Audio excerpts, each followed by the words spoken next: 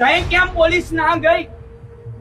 કે અમારી જોડે આટલી બધી ઇન્ક્વાયરી કરી સાહેબ, તો તઈ ઇન્ક્વાયરી કરવા કેમ ના ગઈ પોલીસ? અમાર જો આટલું બધું ટોર્ચરિંગ કર્યું, એ લોકોને તઈ ખોવાયું.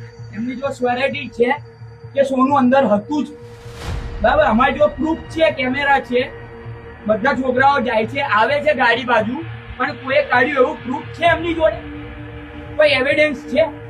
અને કાચી એફઆઈઆર પર એમને હાથ ઉપાડવાનો રાઈટ છે પોલીસ વાળા જોડે કે આ છોકરાઓને આટલું ટોર્ચર કર્યું, સવારથી ખાધા પીધા વગરના ફરે છે, ત્યાં બેઠા છે, મુર્ગા બનાવે છે, ગમે તે કરે છે, એ લોકો કેટલું વેઠ્યું છે?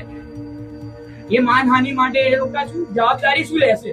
કઈક થઈ ગયું કોઈ છોકરાને, એટલું મગજ ઉપર આવી ગયું, દવા પી લીધી, તો શું કરી શકશે?